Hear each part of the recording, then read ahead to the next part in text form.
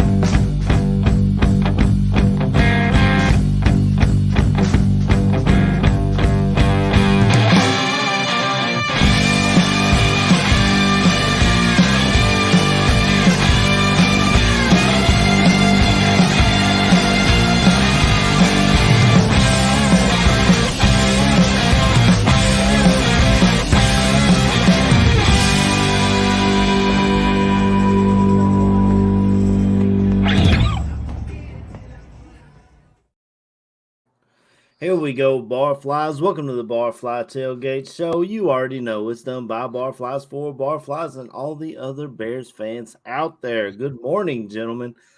As we can see around the table here, Chris texted me this morning, said he was feeling a little under the weather. He's caught a cold. I don't know if the weather's kicking his butt or what's going on, but he told me he couldn't make it, and KB said he's in a meeting, so I shot Tooch a message off the bench and said, "Hey man, can I pull you out of the bullpen today?" And he said, "I'll give it the old college try." What's up, Tooch? Man, lots going on in the world of Bears. I got lots of notes I said for today. Do you think would we be better like this, or just wondering since there's three of us, or no? Maybe if you move That's over. That's too close up, right? Hey, you're doing it too close for me, Tooch. Yeah, too much for one. Okay, I was just checking. We have this debate on weekend sports betting tips all the time. Just three of us, what we do, Well, I like those having guys my sit logo so down far at the back. bottom down there too. Yeah, you I got you. like candid camera. You're over here trying. You want it to look like we're in the Afghani cave, so we're just taping you hostage. I couldn't get my. I think I'm gonna buy my work laptop off of them. They want me to trade it back in. I got to upgrade so I can use the green screen. It's just there's too much video lag. So yeah. Well, so I pulled Tooch off the bench, and my man Jordan, I messaged him this morning. I was like, "Please tell me you can make it, because I don't know if I could do a one-man show." And you got an extra hour of sleep. Happy daylight savings time to you, Jordan. How we doing out there, brother? Well, fellas, I enjoy it. I see Robbie say the same thing. Jordan got an extra hour of sleep. I'll tell you what, it doesn't feel like it. It feels like they took an hour from me, but that's okay. I'm tired as always, but I'm happy to be here. Happy to talk about the Bears. There's a lot that went on in the last week, and we're hopefully one of our gentlemen that's his cousin got a big deal and finds a way to make it here. But if not, we'll find a way to talk about it, because I think that was the best part of this week. Right. Well, we got to start off on the bad part. You were there live, Jordan, watching the Bears and Chargers go one-on-one on Sunday Night Football. I was fine with the offense. I didn't think Bagent looked awful. He was still making decent plays, but the defense literally could not stop the Chargers offense all night long. I went to bed at halftime. I was so over it. How was it live there, Jordan? What was the atmosphere like in SoFi Stadium? That was good. As always, as you would expect, a lot of Bears fans. Bears fans travel well. Good fan base for that. Obviously, naturally, you're going to see a lot of things. Seeing some players live is crazy. Darnell Wright, especially on that touchdown run, moving was. To see it live was a special experience. Tyson Bagent looked fine. It's a clear difference in arm talent, especially that's.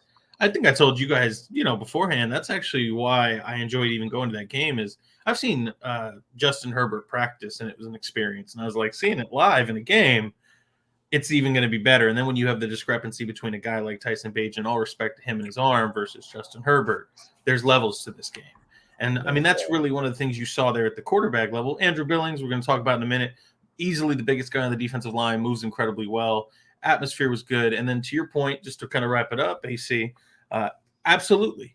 The Chargers offense, Kellen Moore put Matt Eberflus in this Bears defense in elementary school and timeout where they belong, because it's advanced offense compared to archaic, stale defense. And Justin Herbert got to drop back there. And it's not even like, I mean, yes, the offensive line obviously performed well, and the Bears didn't have a great defensive line, which is why we got Montez Sweat and all those things that you're going to hear. But the reality is it just came down to, it was chess versus checkers. And obviously, I mean, I kind of got the all-22 view in a sense. So when you're looking at it, you're just seeing zones and you're watching just highs and lows, just picking them apart. Very, dagger, dragon. Just, hey, if a defender flies to this area, you pick the other. I mean, it was really a piece of cake, and that's why it looked like Justin Herbert didn't break a sweat the whole game. Yeah, and Austin Eckler had a hell of a game. I didn't even have the all-22 angle, and I could see what was happening. I mean, on top of them being able to hit the underneath stuff, we couldn't tackle. Like, we didn't tackle anybody all game, it seemed like. When we did get them in third down situations, they would just break a couple tackles and get the first down or a touchdown. That tight end touchdown, like, he broke like 3 tackles running into the end zone, and I was like, I mean, we're all fantasy players here, fellas. I own Austin Eckler. It's been a pretty down season as an Eckler fan. Leave it to the Chicago Bears to find a way to put Eckler back on the map for us. The Bears give up the most fantasy points to running backs this season, I think, in NFL. I'm a Quentin Johnston owner. Quentin Johnston's been a real poor performer this year. Right. Statistics. Leave it up to those Chicago Bears to allow Kellen Moore to find a way to get the ball to Quentin Johnston. I know. I think it was in our ballroom league. I pulled Raheem Shaheed, who had been sitting on my bench pretty much all year. I put him in today. He's only projected to have 7 points, but I feel like he's going to find a way to get behind that defense a little bit and at least catch a long ball. But I don't know. It's just so disappointing after having 3 good. I mean, we didn't win them all, but we had 3 good performances going into that game. And I was like, well, okay, let's see what we can do now, And it they don't match up well with the Chargers. Yeah. But the only positive that may have come out of that game is that each game we lose. And even I know Ryan Poles came out this week and gave Eberflus a standing endorsement, and that freaking drove me nuts. I don't know if you guys listened to his press conference, but he's got to go. And the only way he's going to go is if we lose and lose and lose. And that seems to be like what we're doing. I mean, but I don't know if Poles will pull the trigger the way he talks about this guy. Like, he talks about him like he's won a ton of games or something. The guy's never won back-to-back games. Like, I don't. You're getting he works so hard in the building from Poles. Yeah, he's one of the hardest workers. NFL, you can work hard in the NFL, but the bottom line is results, and that comes in the form of wins. Yeah. Yeah, it's a results-based business, and we're not getting the results we need out of our coaching staff. Luke Getsy looked like he was like, I was really happy with that first play. I was like, okay, yes, take shots down the field. Oh, loosen this defense up some. Well, he followed that up with an end around to our punt returner. What the fuck are you doing? Like, how does that make sense? Let's run at Khalil Mack like we don't know what he does. Like, and here's the thing, though. Like, and I look, all respect to Trent Taylor. I get it. He's a punt returner, which means he's got some ability, some juice to get some wiggle going. But why are you not putting the hands? And I'm not even talking about Velus because we can get to that one. That was hilarious to watch live. But Tyler Scott is your guy with the boosties. You got DJ Moore that does everything for you. He's got all the rockets up his ass, and you're over here had to get to Trent Taylor. Like, I mean, this is, we don't even have to get into it because, like, I'm not trying to be that guy this morning, but hearing Ryan Poles, a couple things, seeing Ryan Poles get the authority to make the Montez Sweat move, I was kind of middling on Poles, like, whatever, man, you want to keep him, that's fine. I still think it'd probably be better just wipe the whole slate clean, but that's fine. I get it. I've said on record, you can keep Ryan Poles. But so seeing him have the authority to make the Montez Sweat trade, I was like, all right, but, again, I'm not totally off the rail yet. Right. Hearing him talk up Matt Eberflus, like, this is the good old boys club. Like, man, he's a good soldier. This is the guy I came in with. I'm right. I understand it could all be for show, but here's the reality too. He could have also just said, "Yep, we believe in what Matt's doing, and know he's putting us in the right places to win." That's all he could have said. But the fact that he decided to go overboard and load it up tells me that I don't feel confident that man is out of the job next year. And I'm already telling you, I mean, AC, Tucci, my witness, after the Green Bay game, I was like, I'm out on Justin Fields. I've cashed that check. I've not changed. I've not wavered. And I'm about ready to cash in my Bears fandom check. I swear to God, if either Justin Fields gets dealt, because he's going to. So that one's already kind of dealt. I'm just waiting for it. I was waiting, hoping it was going to be on the trade deadline.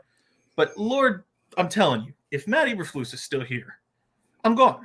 I'm gone. There's just no reason. There's nothing for me here. There's no reason to. I can't stand him as a coach, to be honest. Well, speaking of guys that I would speak up for day in and day out, I would put my life on the line for this man, the myth, the legend, Ryan KB Bizzle. It's a little chilly out there. Hey man, it is kind of cold. You feel me? But we outside doing the show. You feel me? What's going on, fellas, man? What's up, going brother? on?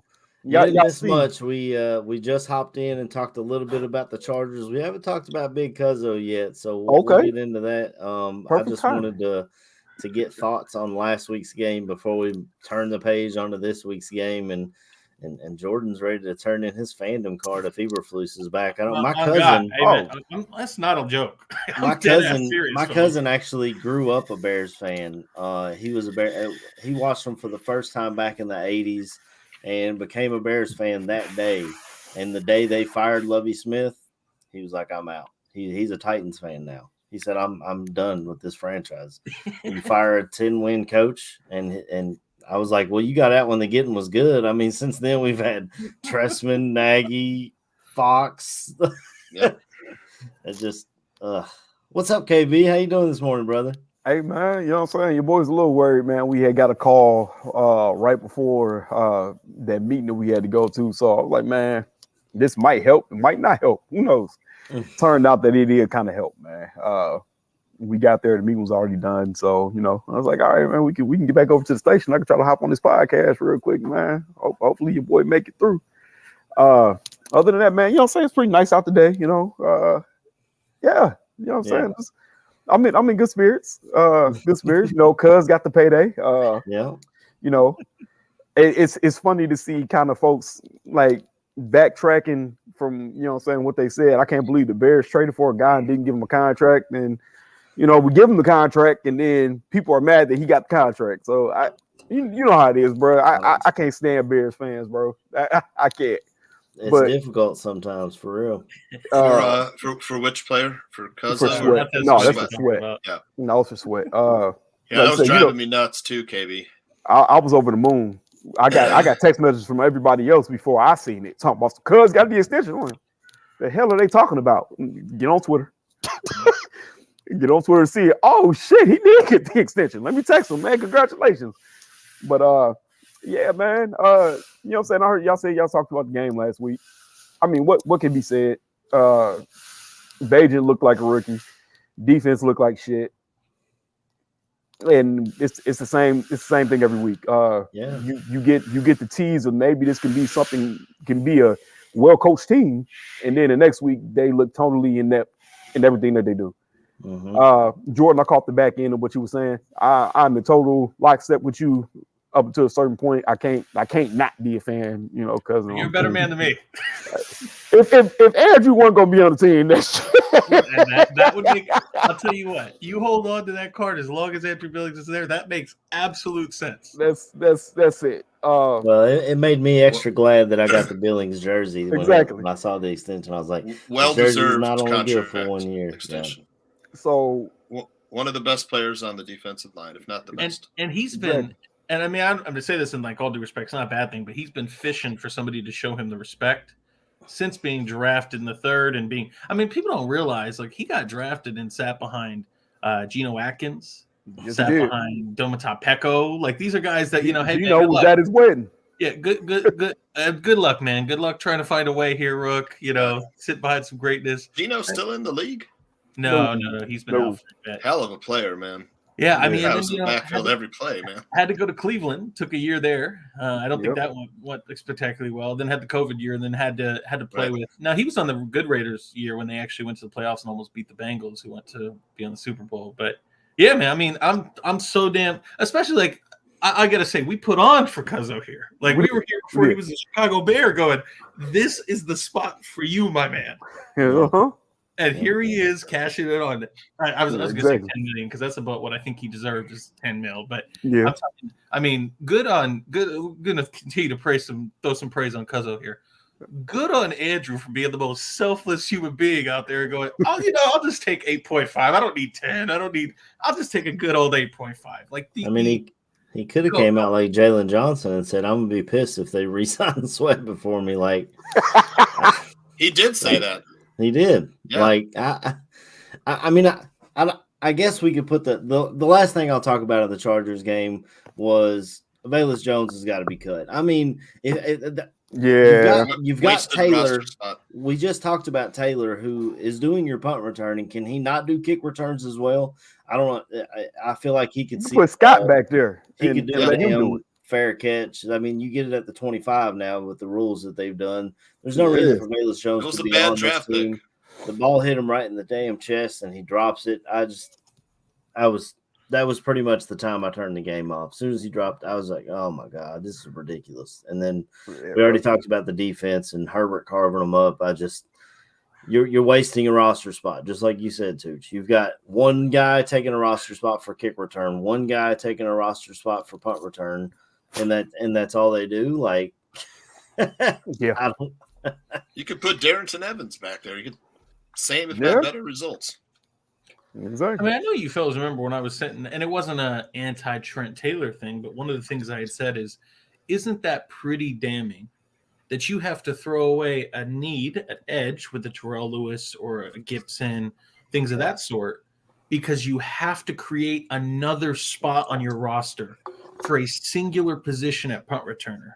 Because God forbid the guy that you spent the 71st pick on, that you were having ideations of Devin Hester for, can't hold on to the ball enough to take a singular return specialist role. He can only do one half of the return duties. Like, I mean, it's all good, but the fact that he still remains on this roster is Ryan Poles ball washing his own play. And I get it. You want to give every opportunity, but at a certain point when the guy is on the Chicago Bears and every time he's on the field, he has more negatives. It's a mistake. We gave Poles credit for swallowing his pride and getting rid of Chase Claypool when it didn't work.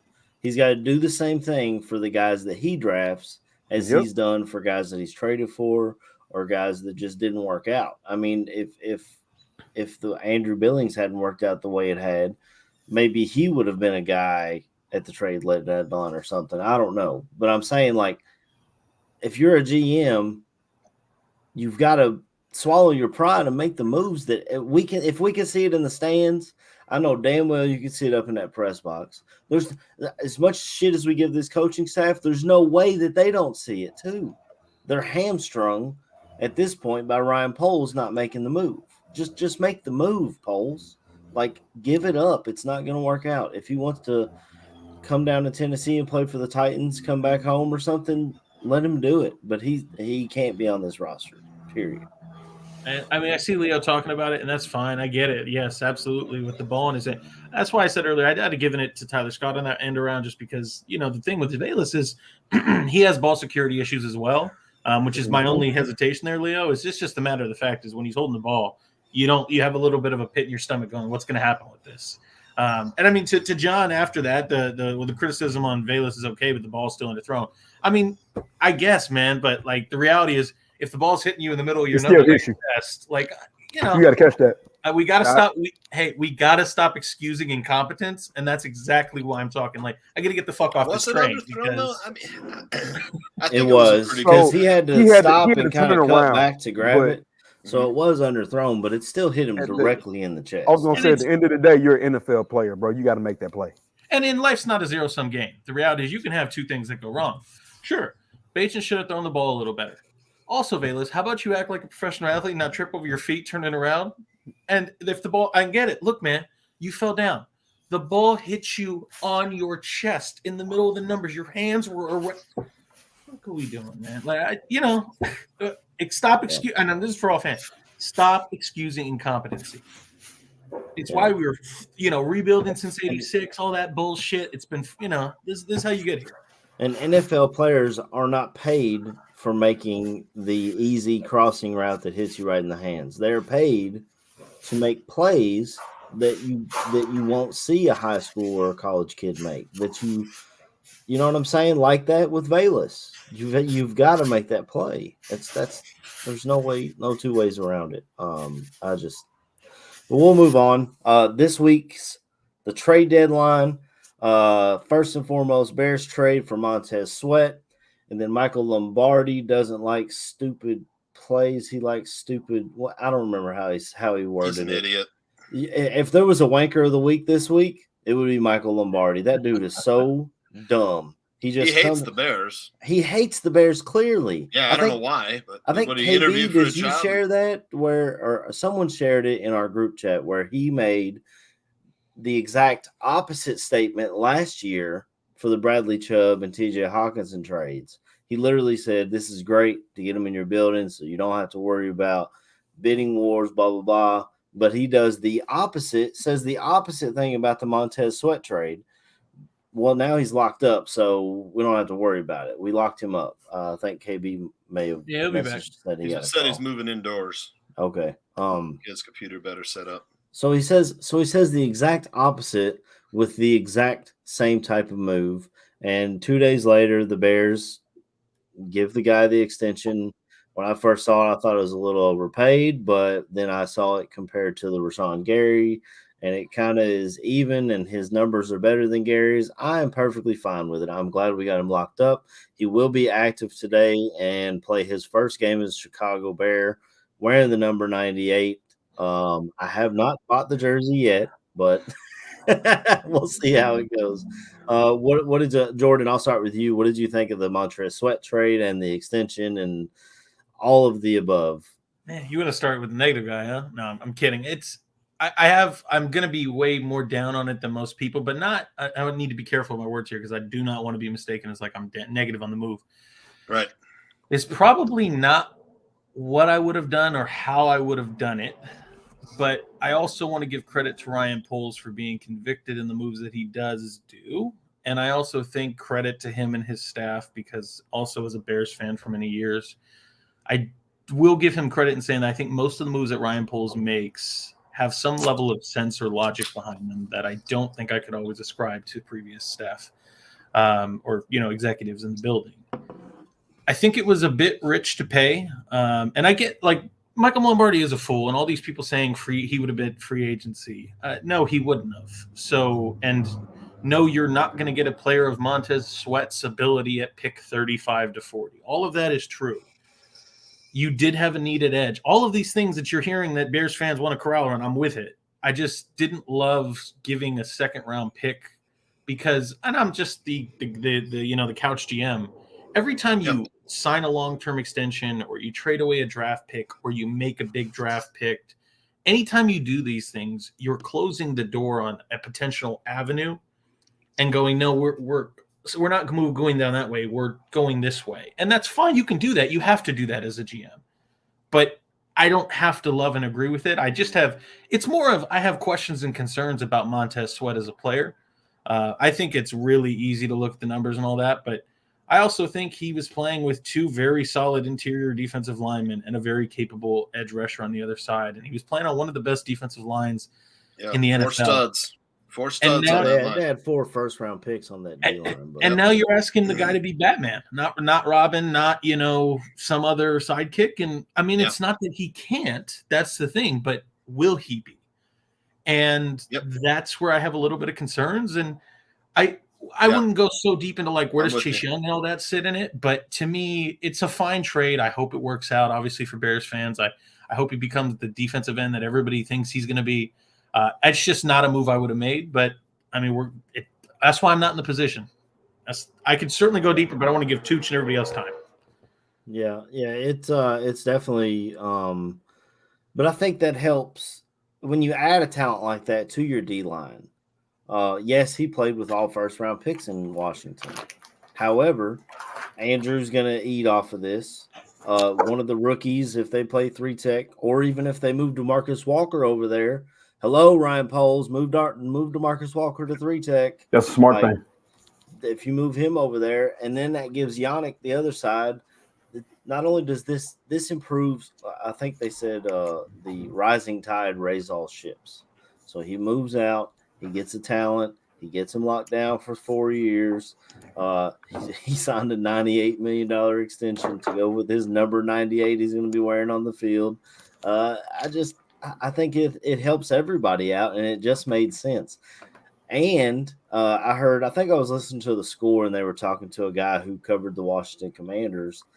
Montez Sweat played for the Commanders when they ran a 3-4. So if we do move on from Eberflus and bring in a guy who runs a different system, he has the ability to play either system, 4-3 or 3-4. So we're not handcuffed by that. And I understand the reason they didn't do the Chase Young move was due to injuries and signability. I mean, Chase Young's going to be looking – I mean, I didn't expect this guy to get 24.5, but Chase Young, if he's seeing Sweat get 24.5, what's he going to be asking for in the offseason, you know? And it seems like he's going to be the one to hit free agency because I just don't know, unless the 49ers don't have to abide by the salary cap like everyone else does, I don't see how they can re-sign him. So they traded a third-round pick for a 9-game rental, and if they win the Super Bowl, then it works out for everybody for that on that side as well. I think everything worked out for everybody on this trade. I don't understand how Michael Lombardi continues to get screen time. I saw his tweet today, and it was the first time I had looked at it, and I was like, well, I'm glad I don't follow him because God bless. He's like white Stephen A. Smith. He just says the dumbest shit. And gets a platform because he says dumb shit. Like that's the ESPN way, it seems like. Maybe I don't say enough dumb stuff. So that's why I'm not. That's what it is, bro. You speak with some common sense. Because when I seen that, I seen the interview. Who they didn't make this trade with the thought in mind of re-signing him and blah blah blah. Anybody tells you that it's stupid. I'm like, my man, why?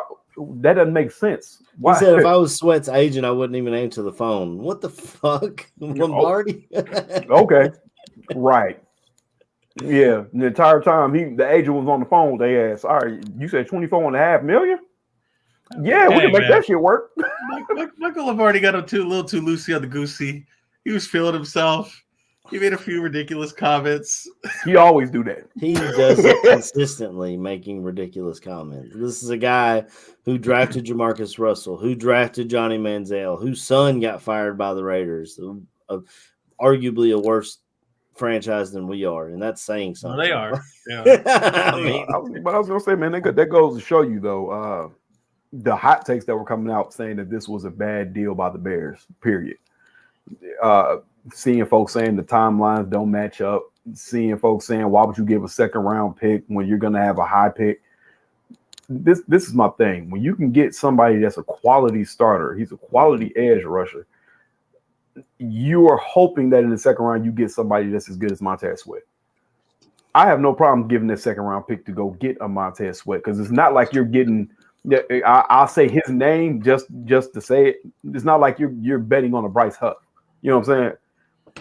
You have somebody that's coming off the bench. You don't know if he can succeed as a starter. Montez Sweat has succeeded as a starter since he's been in the league playing for the Redskins/Commanders.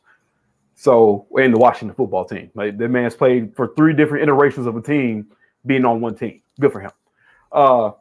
But he still had solid production even when he didn't have Chase Young across from him. You know, Young has dealt with the injury bug, so it's not like he's always had him. Jonathan Allen is good. So is my other Daron Payne. He's good.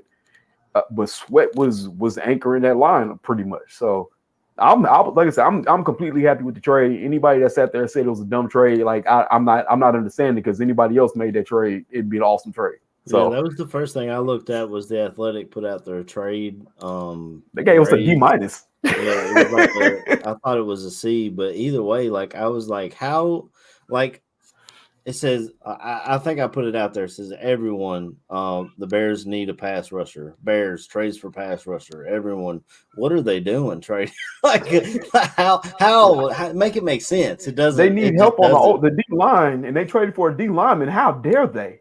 Well, and I'm curious to see what Tooch has to say, but I will just say, and I mean, if we really want to go into it, I would be glad to give you that contrarian, because I think my only thing is it's not a problem with the trade or the player. It's actually just all the other things that I'm thinking about when you end up making the trade. That's my issue with it. So I'd be glad to go into it. But Tooch, go ahead.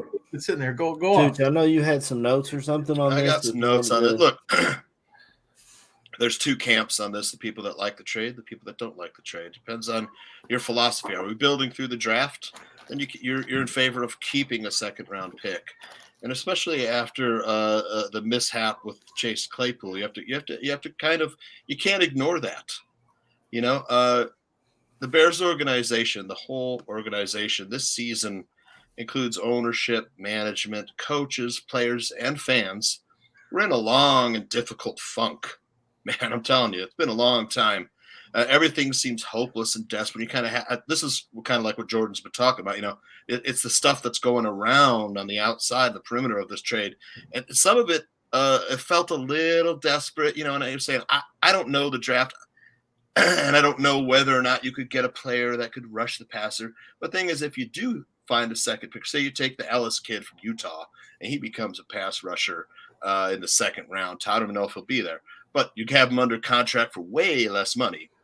And then on the other hand, the Bears do have a lot of money. We still have $55 million under the cap to still sign some players. So with the Sweat acquisition, there's pros and cons to the trade. Both praise and criticism are both fair, so I can't pretend either side is right. I don't think either side should be dunking on each other over this. Definitely not, because I want to bring in the Chase Claypool trade, and when Poles gave away a second-round pick, with that knowledge, if you're Sweat's agent, you know that Poles has to make this one work because of the trade. We pissed away a second-round pick, got nothing for Chase Claypool. So what bothers me a little bit is the talent evaluation on Claypool, and then sort of the desperate move to grab Montez Sweat. And I don't want to knock it because I think Montez Sweat is a quality player. Is he a $25 million a season player? I don't know. Again, this is speculation on Fochisi says, yeah, he's not Claypool. I know that. But it was a speculative pick on Claypool. It's the same thing. And for the record, you're projecting Claypool to come in and be a starter, and it didn't work. When we traded for Claypool, yeah, they said the exact same thing, Aaron. Our wide receiver. There's nobody out there. There's nobody out there we can get in free agency. We got to get this guy. And for the record, that's desperation. You don't make desperate moves, especially not with draft picks. Absolutely. Because if you have the philosophy of building through the draft, which Poles supposedly said he does, if you're going to tear something down, you want to build it through the draft, you need your high draft picks to hit. And we pissed away the Claypool pick. That was the number 32 overall pick, man. And I look back and we broke this down on Bare Their Souls. There wasn't anybody there for them to pick anyways. So we could also say that too. But either way, it's the Claypool trade was definitely a gamble. It didn't work out. 100% it was. The Sweat trade is a safer gamble. It's still a gamble nonetheless. I think it'll work out. If you see, look at Montez Sweat. The dude, he's a large man. He's a freak. He's a large man. Something like that. Nope. Now, this goes down to talent evaluation and player development, which the Bears have not been good at developing talent. That's what worries me about this. The coaching staff is not good at developing talent. I think this is what Jordan and I are on the same page here with. I do not like this coaching staff. I'm there too. Oh, we're all there. I didn't like him when we hired him in the first fucking place. Right. But so who's this? Has nothing to do with each other. It does, though. It does have stuff to do with each other, because when you're talking about high draft picks and you're talking about rebuilding a franchise, you need those cornerstone draft picks. Now, here's the thing, though. In the second round, Jordan, you probably I'm hoping you'll have my back. I'm hoping because, like I'm telling in you, the you got second me going, round, this is you're your- not going to find a Montez Sweat. You would have had to draft a Jared Verse in the first round or a Chop Robinson in the first round or something like that. Making this trade allows you to go get your quarterback, whether that's I know Caleb I get Williams you. or Drake May, and We go want get Marvin versatility. Harrison Jr., who we desperately need. Marvin Harrison Jr. And that comes to look. They probably had some contract numbers batted around, but Sweat did come out and he said, "I'm not thinking about that. You know, where I'm going to be. I'm here." He had just got off the plane when I they know. asked him all That this ain't I what stuff. understand job. that. I understand that, but this is like, you know, jumping. You have to give these things time to breathe. You know, is it a fair contract? I don't know what. I mean, it seems it's a little high. I don't care. It's not my money. You know, it's not my money. But if Tooch and I are like one for one on this, and I fucking love it. So, because we're gonna do that, I'll play the other side of the fence on this. Please, I'll play all the way positive.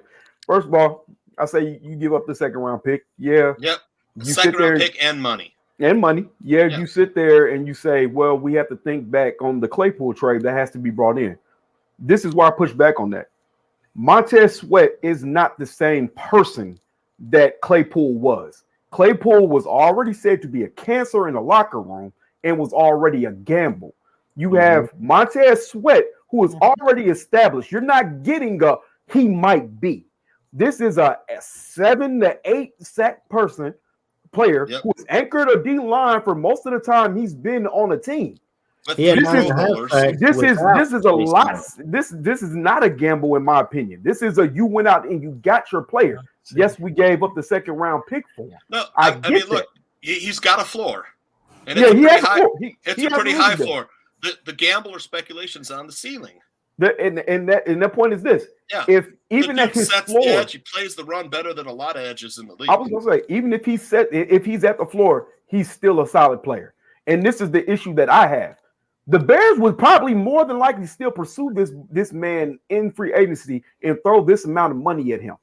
The fact of the matter is, you get him in the building, you have the rights to do this shit now. This whole thing that the Bears can get this player in the offseason and all this shit. Where was that this last offseason when we were supposed to get all these players and didn't? Yeah. We were getting this right tackle that we didn't get. We were getting all these top players. We were getting Deron Payne. We were getting all these my man that plays for the 49ers right now that hasn't done shit. We were getting all of these players because we had $120 million. We had all the cap space in the fucking world, but we didn't get these people. Nobody, and then to even hear, a lot of these dudes didn't even sniff Chicago. Why would you? Why would you? This is the issue that I have when people say, "Oh, it was a bad trade. It was this. It was that." I don't give a damn what you want to call it right now. Right now, it's a move he had to make. I'm not going to come down on either side of whether it's a good trade or a bad trade because one, it's a high draft pick and money, and that's fine. Yeah, because you got the player you want. When you're a bad team, that's what you got to do. Is he better than what we have? Absolutely. Absolutely. Is he a blue chip player? No, that's the problem. It was a double. It's okay. Instead of hitting a home run, or hitting a double. And listen, like when you take and that's what I was trying to say earlier.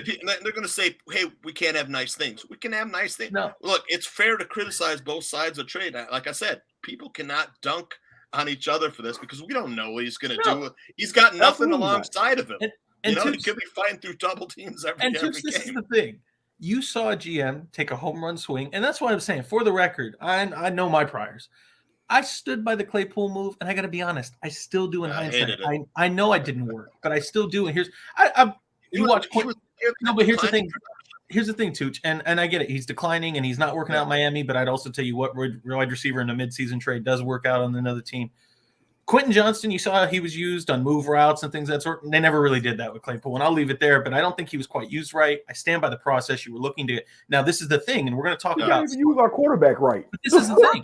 No, but that's the thing, is we're going to talk about sliding doors here, because that's actually my entire issue with the Sweat trade. And I apologize. I see Swifty's in the chat. He's heard this from me, and he doesn't agree. That's okay.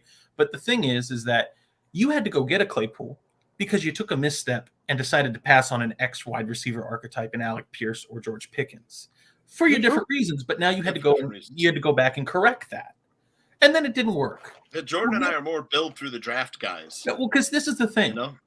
We're not going anywhere. I've already capitulated. I've already capitulated everything KB and AC feel and anybody else on it. He's a better edge than you're going to find at that range. Yeah. He's, elite traits, all that good stuff. My issue just is more that, and yes, you can pitch to me that Ryan Pohl's going to trade one of those 2 top picks and he's going to pick up more. It's got to be the dumbest question out there. But this is the difference. Let's just say I know people still want to think Justin's the guy, but how much time you got, T3P? Just pander for me here for a second. Justin Fields not the guy. Let's just say they move on. They're going to go get their own guy. That's one of your first top 10 picks burn for a quarterback. So now everybody goes back to it's the Sewell or the Chase debate. You go in Harrison Jr. or you go in Olu. I don't care. Pick one. You want to go wide receiver? That's fine.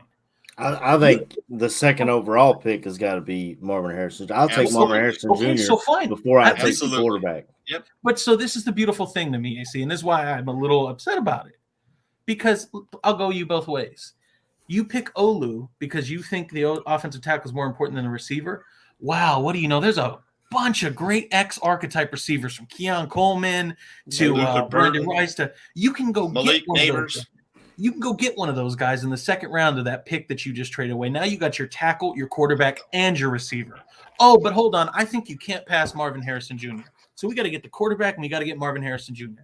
Well, you know who's available probably in that late first, early second are all these great fucking offensive tackles that you probably could need if Braxton Jones isn't that guy at your left tackle. Jordan Morgan, who just put on a show against Latu last night. You got Tyler Guyton. You got Patrick Paul. All of those players are opportunities at left tackle that you just removed yourself out of the conversation for. So it's not that picking up an edge is bad, because I can absolutely say. I was going to say, Edge was in that conversation too. But guess what? You know what you're not getting? You're definitely not getting a superior X wide receiver archetype in the 3rd, 4th round, and you're also not getting a superior left tackle in it. So, I mean, and then that's a different discussion. Maybe the team is not as built up as it should be after 2 years of having the tear down and a lot of cap space. And so it's like I said, to me, it's not about Sweat. It's just more about missed opportunities down the line that you may need. Or in the past, man. Look, and I'm typically a build through the draft guy too as well. I've already done some mock drafts. I'm not going to lie to you. I already done some mock drafts. So right after they made that trade, I went into the mock draft simulator. I grabbed Marvin Harrison Jr. 2nd overall. I traded back I think I had 3rd or 4th overall, and I grabbed JJ McCarthy late in the 1st round. And I know you would love that, Jordan. I know that would be. That's probably the only way you're keeping me as a fan on this team. Every time I watch JJ, I like him. I like him every time I watch him more and more. Well, bring Jim Harbaugh with you because fuck Eberflus. Fucking baller. And it's a whole different thing, but thank you, Tooch. Thank you, AC. Put some fucking respect on my man JJ McCarthy's name. I'm fucking sick of it. All I sit here is, you got people asking about Caleb crying in the stands, which I love it. I'm all about it. I know people don't have to love that shit, but I don't want to shit on Poles all show long because he's done some good things. No, he has. It was smart letting Jalen Johnson test the market because now, look, there were no biters for Jalen Johnson. Now we know we might be able to re-sign Jalen Johnson at an appropriate price, because there was nothing out there. Right? I love that you let him test the market, let him see what's out there because that Poles is telling us more information in one press conference than we ever got from Ryan Pace out of 4 years. Yeah. He came out and he said, "Look, this was the price, 1st or 2nd round pick, because I want to replace that Jalen Johnson if that's where he went." Yeah. He just told us straight up. When have you ever heard a price put out in a press conference? Never. I haven't heard it from anybody. Ryan Poles will come out and tell you, "This is what I was looking for." And we didn't get it, so he's a bear. And if we have to franchise tag him, we'll franchise tag him. There's always he thought they were close of every contract. I don't know what it is with the Sweat, but I think the Bears can. Oh, they guaranteed him most of the contract, so I wouldn't be surprised if it was after the 2nd year. Yeah, exactly. You can. I mean, there's always an out. This is why I stand with Poles, all right? Because this is something I've never really came out and said whether I was on one side or the other. He does some good things. So this is my thing. Ryan Poles is a new GM. He's a young dude. Yeah. Of course, he's going to make mistakes. There's no GM in the NFL in any sport who has made every pick or choice that is perfect. The guy in Philadelphia drafted Jalen Reagor, over JJ. We're going to have the mistakes with Ryan Poles. What I do like about Poles is what Poles does. He does usually with conviction, and he'll tell you why he did it. I get it. I'm okay with it right now. It's when we get a couple years down the road and you're still making the same mistakes. He's in the second year. He just tore down an entire roster that has been bad for a couple years now. We had the one good year, and then we went straight back to mediocrity. So I'm going to give him what he can, his flowers for right now. He's making the mistakes. I get that. It's a fact of matter. Do you learn from them? You went out and got Sweat. Okay, so we need to stop with we're passing up on players and positions, and then later on that year we're trying to fix that same shit because we passed on it, like how Jordan said. That part we have to get past. If you make a choice, you have to stand by that choice, dog. We can't keep doing this every year. You know what I'm saying? So if you do make the decision, like let's say all season hits, Justin Fields isn't my guy. I'm going to move Justin Fields. I'm going to get a pick, and then my quarterback is going to be in that first round, whatever the case may be. Or you sit there and say, you know what? We finished the year out. Justin Fields plays adequately. He looks like he takes steps or wherever the case may be. And you say, you know what?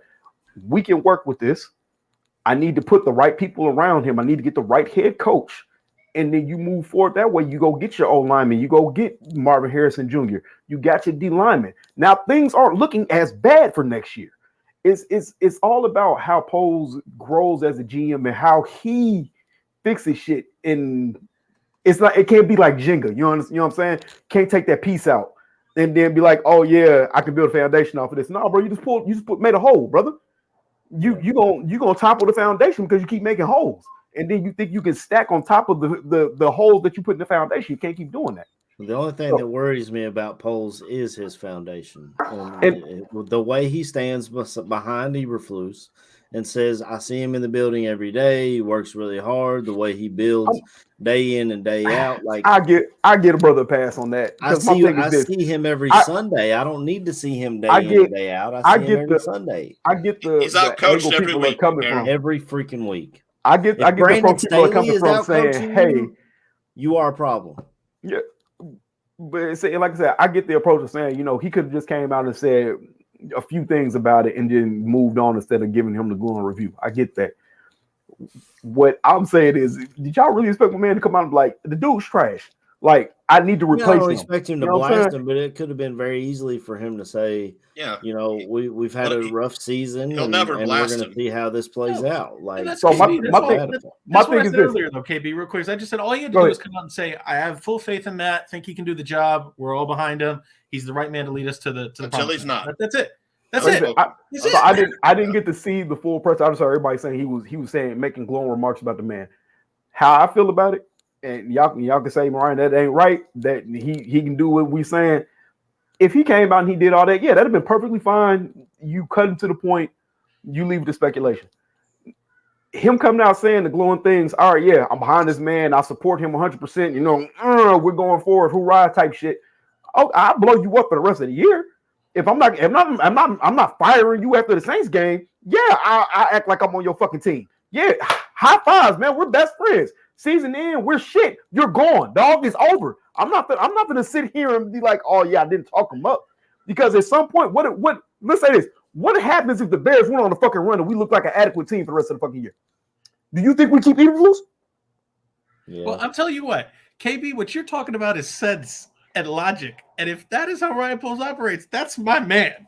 My concern, though, is that he does not do that. He might really not be that shit like this. And so that's the thing. KB, if you're right, wonderful, beautiful acting job. Give that man an Oscar. He's fantastic. Exactly. That's my GM.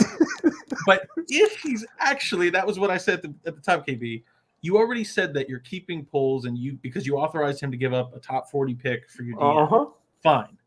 Then that same guy you authorized is now coming out effusively praising a guy that has the worst franchise record in head coach history for this franchise.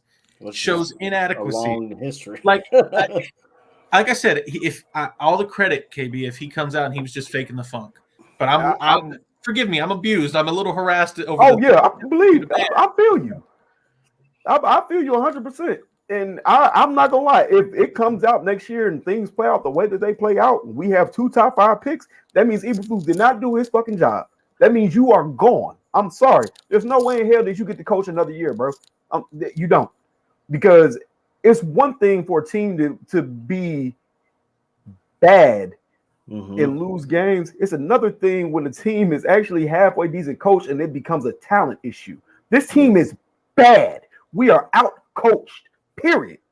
Yeah. That being said, if that man has a job after this year and it continues on this same track, then hell yeah, pose his ass or he needs to go. Because that means you're not living in reality, brother. You're not. That man is not he is not the head coach for the team. The only way that you can even sit there and even entertain that is if the Bears somehow magically go on the run and all of a sudden we look like a well-oiled machine. Well, that is the only way. That's the thing, KB. Is I don't think anybody here totally loved Eberflus when he was hired. At I all. said he's probably a great guy, but I never heard of him before we hired him. You got to give him a little bit of a pass over the first year because it's like, well, you're tearing down. What talent do you have? Yeah. But all that shit goes away now. And this is why I've been like, yo, I can't do this anymore. I got to get off this train. Because not only did the GM stand by you and draft defensive talent at the top of the draft for you, he did it again this year. Mm-hmm. And he brought in free agents for you defensively. And it doesn't look any better. And it doesn't. So what are we doing? Can't talk. Like I can't do this anymore, man. Like I said, if I was in Pole's position, yeah, I would talk that guy up because at the end of the day, the season isn't over. He has to. We still got half the season to go. You already know that we're not going to fire somebody mid through the season because we've never fucking done it. So that means Eberflus is going to be the coach until the end of the season. Come out, stick the man up. Pray that something changes where the team does play adequately, but we're probably still going to be trash and lose a bunch of games. And then at the end of the year, shake that man's hand and say, thank you for doing whatever job you did here, but we're going our different ways. And that should be the end of it. Fellas, though, because this has been on my mind consistently, and it's not quite the same. And chat, you're welcome to respond. Let's say he does that as we want. And this is why I kept struggling with polls. Now, it doesn't matter because he's going to stick around. But does that not kind of feel like just we're doing Pace and Nagy all over again? Yep. And I'm just trying to say, that's why I'm out. That's why it's bolt up. It's anybody other team because I'm off the carousel. I'm not doing this shit no more. Like they could even reuse the Matt and Ryan coffee mugs that they They didn't even have to change the name tags on the desk. They just a few more boxes of those. And look, it's not 100% the same. I understand it's well documented that Ryan Pace was saddled with John Fox. I get it. And by all accounts, Ryan Poles picked Eberflus. They've been friends for a while. All this other stuff. Yeah. But at some point, you do just have to sit there and go, look, there's enough smoke there that Bill Polian kind of brought Eberflus in. They were on a second interview by the time Poles got the job. And I can just see it now. We're like, Ryan Poles is bringing in, this is my new guy, and we're at the press conference together. And like, I have good faith that that sure feels a lot like Ryan Pace when he was, we believe in Matt Nagy. This is, we're excited to have Matt here. You had to get a coach in there so he could get hire assistant coaches. But I feel like the Nagy Eberflus was different because just like you said. Did you know Eberflus before he got hired? Never heard of him. I wouldn't have looked at the Colts defenses and this great championship defense. Exactly. Whereas Matt Nagy was coming from the Chiefs, who just went to the playoffs and Super Bowls and amazing offense and this and that. So we knew that name. Like it made sense. But in hindsight, obviously it was the wrong move. I don't know. Nobody gets more Twitter flack than me. For my that's okay. Let me put a little perspective on this because, like I said, you have to take the whole season into consideration from where we were before the season. We had very high hopes because Justin Fields is breaking all these NFL and team records, and we're riding high as fans, as the organization built around. And it didn't work out that way. September 10th, ugly opening loss to the Packers. September 20th, Justin Fields comes out with the coaching comments. They're not letting me be me, blah, blah, blah, blah. September 20th, Alan Williams resigns in an HR investigation. That's ugly. September 29th, Chase Claypool calls out the coaches. October 1st, complete collapse to the Broncos. October 6th, Claypool traded. October 29th, Bears fall to 2-6. Matt Eberflus overall record 5-20. October 30th, Jalen Johnson seeks trade. November 1st, David Walker, HR investigation, running back coach fired for not meeting standards, watching porn, who knows. And then we signed Montez Sweat. So forgive me for not being behind Poles and Eberflus and the Bears organization for the way they've handled, whether it's a trading away draft picks for players. Does Montez Sweat raise the talent level on this team? Absolutely. It was a low bar. Nobody was a low about bar. Nobody talks about this, Eberflus like, told you our culture was awesome, though. Don't you remember that? Yeah, no, but like, exactly. Nobody You see my talks about point. this. Nobody talks about this shit, and it bothers me though, because this is something I really feel. I don't know what you guys think, but I'm not telling you the Bears are the Eagles, not at all. I'm not telling you that even the Lions or the Chiefs, but the Bears have a legitimately talented team, from DJ Moore to Darnell, some of the rookies. You've got Terrell Edmonds, Terrell Tremaine, who is absolutely a good player. I know it doesn't look like it this year. TJ Edwards playing his ass off. Andrew Billings. There's a lot of good talent here. And that's really the root of my frustration is, yes, how long are we going to sit here? And that goes to what something Tooch said, which is there's no development on this team. Yeah. There's no proper coaching. And that is why it's so frustrating as a fan. And I know, like I said, I'm the one of the least fans you'll find, but it's one of those where you sit there and go like, look, man, how can you have such good talent on the team? And nobody's asking you to go 12 wins. Right. But you can't be pushing out 2, 3, 4 wins. And that is why, as George and so many others know, and that's why, KB, I hope you're right. Ryan Poles has his head on straight. Because if we can all, as laymen, identify the issue, I can't help but imagine what Ryan Poles is thinking, going, look, man, fuck. I drafted Kyler Gordon. He's really athletic, a good player. Jaquan Brisker. I mean, I brought in these high-paying free agents. I'm putting my name on the line, and I'm putting all this talent around you guys, and I'm not getting shit back. And all that shit that you guys are swimming in is starting to splash on me, and I just don't fucking like it. Like, have we won 2 games in a row this season? These are 2 games in a row. These are the quarterbacks that his defenses beat: Trey Lance, Davis Mills, Mac Jones / I think Zappy, Bailey Zappi, Sam Howell, and Brian Hoyer. They have yet to beat a legitimate offense or a legitimate starting quarterback in the NFL with a defensive-minded head coach. You should at least have your side of the ball right. That's true. Period. 2 years in, and just like you said, Joe, I know there's people in here in the chat saying that he doesn't have any talent. Tremaine Edmonds was playing at an all-pro level with the Buffalo Bills. TJ Edwards just went to a Super Bowl with the Eagles. Jaquan Brisker was one of the best safeties in the draft. Kyler Gordon was projected as a first-round pick that we grabbed in the second round. Yeah, Nick Ngakoue is going to have a career low year, guys. I mean, he's never had a bad year until he got to Chicago. Like, this is what I'm saying. Like, fuck, it's all around you. All you have to do is look. Look, when we hired Matt Nagy, he was an offensive genius, supposedly. Yeah. His offense was ranked in the bottom of the league year after year. I think every year he was here. Matt Eberflus is supposed to be a defensive guru. I think we're the 32nd overall defense. Our run defense is top 3. Run defense. It's only going to get better now with Sweat and Bill. We should be able to shut down teams' run games. They're just going to pass all over us. It's a passing league, though. It's a passing league, right? Which is also, and we're I mean, not playing enough totally coverage. We're too much zone. I mean, they figured out how to beat the Tampa 2 years ago. The guy runs a college defense. Yep. If he ran that defense in college, he would be great. But you can't do that in the league because they'll just dink and dunk you and break a couple tackles. Next thing you know, Eckler's off for a 50-yard. And I guess we should get into today's game because we got a half hour left. But 5 minutes. That was a busy week. Alvin Kamara scares the shit out of me today. Yeah. We just watched what Eckler did. Alvin Kamara is licking his chops. I mean, I don't know how today's going to go. Hopefully, I got we my look a little prop more picks on competitive. Kamara in already. My prop bets. Yeah. Well, so we'll get into today's game. The Bears play at noon, I guess, now that the daylight savings time is hit. They're in New Orleans, a tough place to play. The even with bad teams, that place is insane.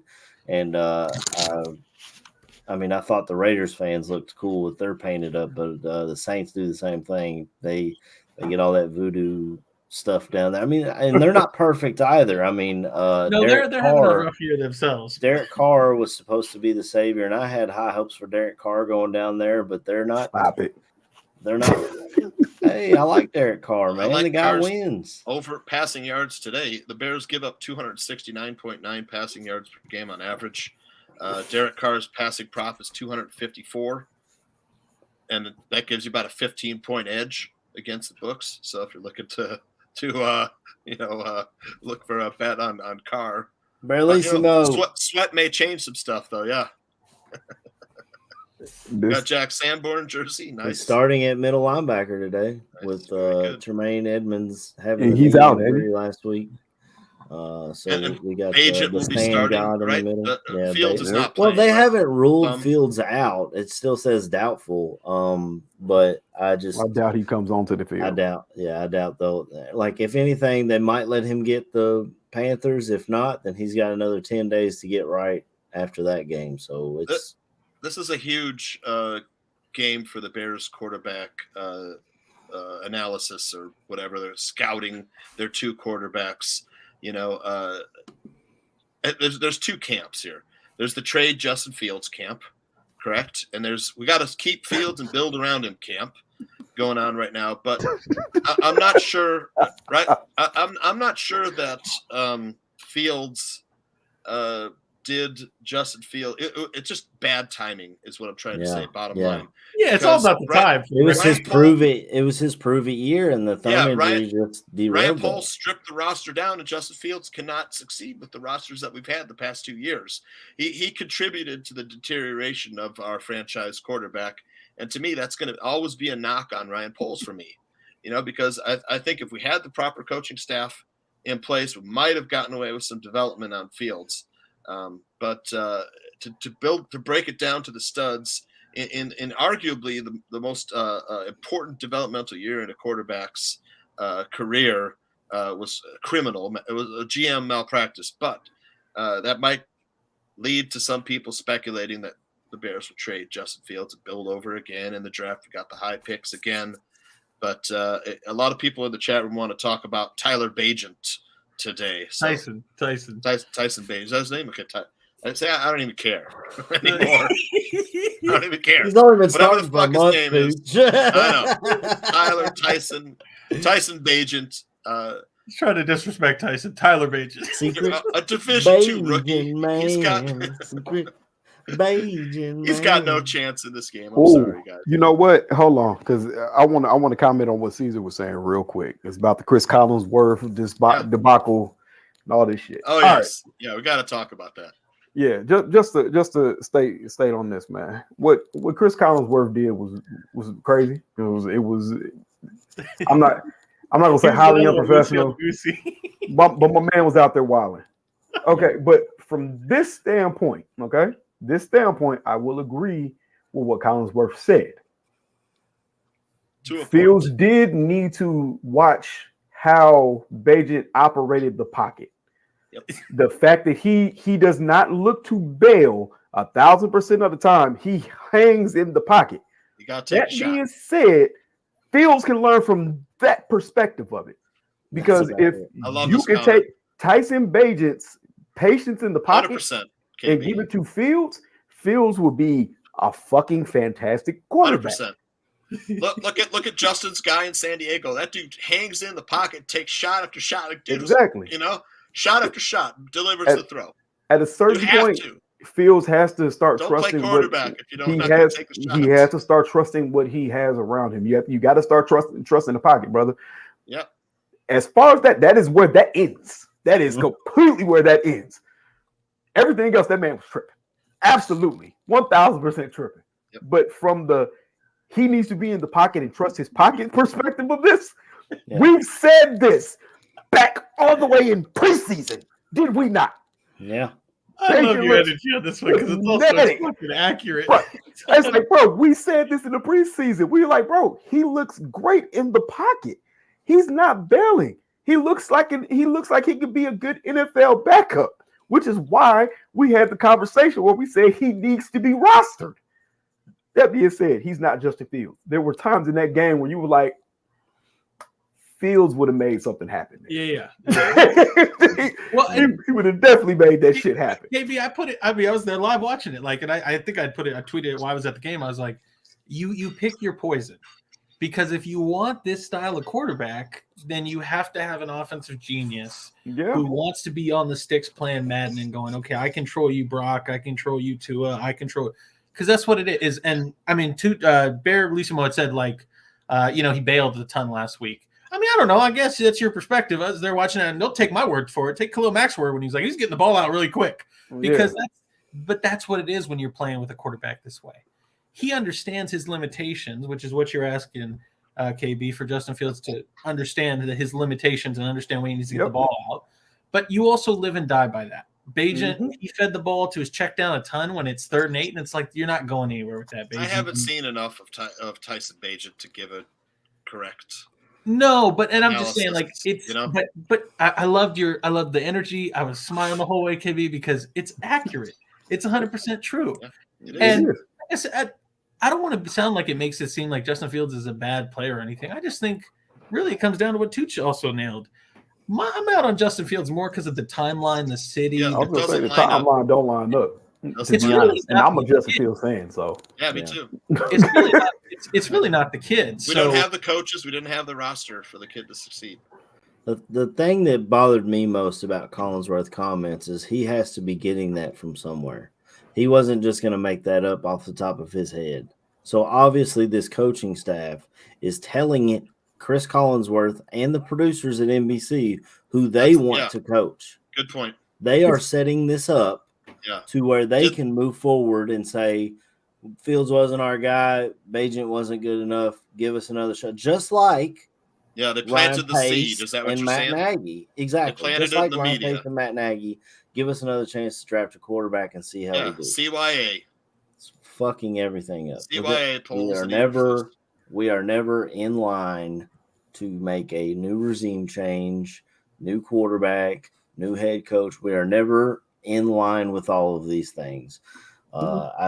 Someone on here was saying that we're all negative. I apologize if we sound negative, but it's very difficult to be positive about a team that has never under Eberflus won back-to-back games. Not once. The worst coaching in the 104 years of Chicago Bears history. The worst coaching, we are seeing it right now. But you want us to come on here and have Bears colored glasses on. It's very difficult. Right. And I apologize if we are being 100%. too negative. Leo, the ball does come out quicker because Bagent is throwing the check downs quick. I mean, you can see him go through the progressions quick. It's boom, boom, boom. They're not there. I'm going straight to my check down. That is something he does better than what Fields does. My issue is this: they're two different players. Fields is looking for a big play because he's trying to make plays. That's why Fields makes the mistakes he makes. He gets sacked a lot because he holds the ball a lot. Why does he hold the ball a lot? Because he's looking to go downfield. It's his game. I'm sorry. Excuse me. Bagent's game is clearly, I'm going to nickel and dime you all the way down the field. And I think that comes from the coaching as well. We saw the first play and I talked about this before you hopped on, KB. The first play of the game last week, they throw a 40-yard down the field pass to Mooney, who should not have been whistled down. That's an issue for the referees. Yeah, that was horrible. He should not have been whistled down, but they go down the field and then it's like, okay, now they're loose. Let's go underneath the whole time. Like, that's a coaching issue. If you're hitting the down the field throws, continue to go down the field. Continue until they stop it. Like, what? They get paid millions of dollars to do their job. I get paid nothing to watch and observe, and I've seen enough football to know that this coaching staff is not it. And I'm not sure if Poles is it, but just like you said, Jordan, he was given the ability to trade a second-round pick for Montez Sweat, so he's probably, at least him, is going to be here. I don't know if Kevin Warren has the authority to come in and say, okay, Poles, if you're not going to do it, I'm going to do it, and he's fucking gone.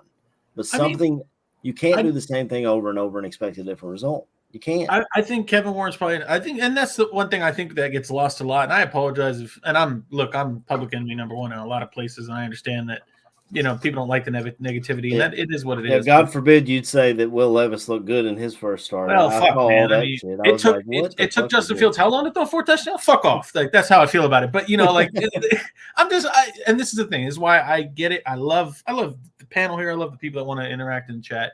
I do want to say, I apologize that today, man. Huh? The chat is salty today. Well, I get it. I stir that shit, and that's They're not saying we can't root for the Bears. We got to root for another team now. That's the thing is, I want to be clear. I don't think we do this enough. Luigi, I'm talking. Do they not see my wall? Do they not see my jerseys? Do they not see? And they don't see a it, but different that's hat actually every week? that's Soldier Field back there with all this. I've been a Bears fan since 1974, Squeegee. You weren't even a glimmer in your parents' eye. That's Soldier Field with every single Bears player that's ever played up until the 2018 season. It's yeah. Anyways, well, the whole point is that I will say this because we don't talk about it enough, and it's not just the staff. That's what's tough about it, and I don't have a great answer for it. I promise you, every single person the Chicago Bears has ever hired, Kevin Warren, Matt Nagy, Matt Eberflus, Ryan Poles, Ryan Pace, and Phil Emery, they all want to do a great job. They're all busting their ass trying to get the car past the finish line. That's what's so difficult to watch, because I don't doubt that this staff is trying everything. And we're hard on them. That's football. That's what sucks. And I'm sorry that that's what you're getting from this negativity, because I think they're great people. Really, it's hard to be a shitty one. Maybe it's not hard, but it's hard to stay a shitty one. So, it's tough. And that's where I Chad stand. says Eberflus is coming whether you like it or not. If he does that in Hallis Hall, there's going to be another HR investigation. Yeah. He's going to be fine.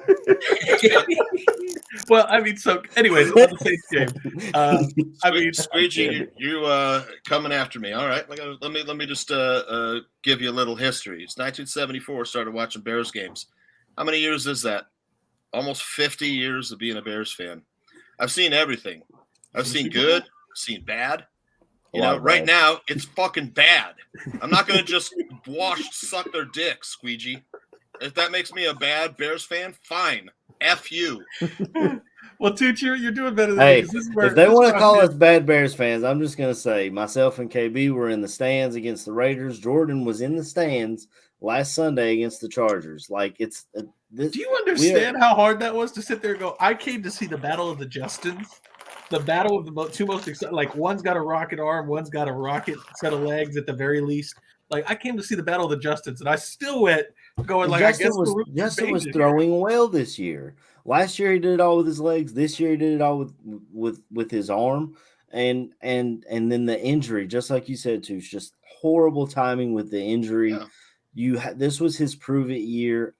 He's still under contract for next year, so I'm not sure that'll be a Ryan Poles like that. What's he going to do in that situation? But it feels a lot like he's going to offload him and try and draft his guy. And and just like you said, Jordan, we don't see this coaching staff build up any players. So why would you give them a shiny new toy at quarterback, a Marvin Harrison Jr., who I feel like could probably overcome any coaching staff? He looks fantastic. I love Marvin Harrison Jr. I don't know if there's any player that can overcome just incompetence of coaching. But you're not seeing them build up players. You're seeing players come here and get worse. We just said it with Tremaine Edmonds and TJ Edwards. How does Poles not? And I guess he can't call his guy out live in front of everybody, but man, there's no way he doesn't see it. Anyway, we can get to the Saints guy. I'll chat with you fellows after this, just about this, the sentiment. But it's hard to be optimistic. Well, no, Tuchin, you want to get into it? Let's get into it. I think my biggest problem is, somebody earlier had said, like, are you guys even men? And I mean, actually, yeah, this is where I'm going as a man, is that I'm not going to sit there and stuff any grown man's genitalia in my mouth the way that half these fans are. Like, look, man, you want to root for the cloth and the jersey, root for the cloth and the jersey. But and I'm not telling you how to fan. But similarly, don't fucking tell me how to fan. If I want to look at football objectively and tell you that Will Levis looks promising in 2 starts over your quarterback. Somebody on this panel had him as his second best quarterback. Here we go. I don't know who did that. And then Sunday, and then Thursday, I saw what I saw in college where he trusted, just like you said, Jordan, he reminds you of Jay Cutler. I see that as well. He trusts his arm a little too much, tried to force it in, and threw a game-sealing interception. That's what you're going to get out of Levis. You'll get great. Honestly, the first game when I watched it Sunday, I never saw that Levis at Kentucky. Like even his junior year where he was great under Liam Cohen, I didn't see that guy. I didn't, but and then Sunday he loses to the Steelers. I mean, Tomlin just takes rookie quarterbacks and chews them up. That's just what he does, man. But for you to get flack for saying I liked this guy in the draft, he is showing what I liked in the draft, and he's doing better than my quarterback, Justin Fields, right now. For you to get flack for that is absolutely ridiculous, and Bears fans, that we need to stop. Well, but that's what it is, though. But that's what Tooch is talking about, too, is that you are all of a sudden the worst human in the world if you are honest or objective about the Chicago Bears. So if you feel that a quarterback looks, and it's not just the quarterback's problem number one, because, and look, I have a Fields jersey. I'll go fucking pull it out. But the thing is people got Fields Funko Pops. They bought the beanies. They bought the signed helmets. They bought the footballs. They've been kissing his ass since George. I mean, he's the first black quarterback in Chicago Bears history. I get all that. I get all of that stuff. Yeah, and all due respect, because I'm not just bagging on you, but like that is why people have this really hard inability to separate. How dare you say something critical about the quarterback of the Chicago Bears, even if it's just to say another player's looking really good, and you wish that the quarterback that you were rooting for looked or had That's some a of these good traits. topic right there, Tooch. Who's the head coach if Flus gets fired? I've said it on here. I like the idea of Jim Harbaugh. If you cannot get Jim Harbaugh, an offensive mind. I like Bobby Slowick. I know, Jordan, you've talked about you don't like that he's only been doing it for 1 year, but I like Bobby Slowick in Houston, coming from the San Francisco system. Ran defense over there, and now he's running offense. He knows both sides of the ball. If you can't get Jim Harbaugh, Bobby Slowick is my guy. KB, I'll talk to you, and then Jordan, and then Tooch will all answer this question right here. Thank you, Slick Sophistication, for this wonderful question. Oh, man. Damn, I feel like this is going to be a broken record because I see Barry Lewismo saying, hell no to Harbaugh. I'm sorry. Harbaugh finds ways to make teams better. I don't know if you were watching Michigan before Harbaugh came there. I know I was, and we were trash. He comes there. We had a couple rough years with him being there. Of course, we couldn't be Ohio State, and then the team turns around completely. I'm sorry. At the point I'm at, I want that guy in the building. He, for whatever reason, he knows how to galvanize the troops, or however the hell you say that word. He can do it. He knows how to get people to play. I'm all for that. If he burns out after 4 years, then fuck, I don't care. That's 4 years of good football, in my fucking opinion. Yep. Then you find somebody else who can fucking steer the ship. Let him get it right. And he's a staff He seems to do it. Exactly. He builds good staffs. I mean, look, you could say whatever you like, don't like the guy, but as far as just like, look for nothing else, you can talk. At least someone brings a good point. San Francisco's offensive line. People don't realize Mike Singletary put a lot of investment into those. I get it. But just take all that away, and his records and all that is fantastic. But just like as a staff builder, and Mike McDonald, the great defensive coordinator, everybody's on the jock of. Guess what? You know who kind of filtered that up that way was Jim Harbaugh, getting him at DC at Michigan before shipping him back to Baltimore. Yeah, and this is my thing when folks say stuff about Eberflus. I don't care that the team was stripped. I don't. My issue with it is look at the coaching. Coaching matters. I do not care if you strip down the roster. You can strip down the roster, still have C- and D tier players, but they can be coached well. They can play and not be good enough, but they can still be disciplined and know their assignments. Yep. That is what we're talking about. You do not see that ever. Accountability. We have not had one game. I'm not gonna lie. We had the Commanders game where things seemed to be all well in the world, and it seemed like we hit a turning point. Please name a game outside of that game where we sat there and said this team looked very well coached and they seem to be doing everything that they're supposed to do The New on England the play in, play out. Last year's New England. That was it. New England. That's Maybe what the Raiders. that's the and see you have three I think games out of all these Deontay games. Foreman carried us on the Raiders game. They Yeah, were he did. still like at the end of the half, they sat on their timeouts. Like they This that's is Raiders this is could- my Yeah. this is my problem. It's not that we strip down. No, it's about the coaching. A good coach will coach bad players and make them be fundamentally sound. Yep. I will continue to bring this shit up.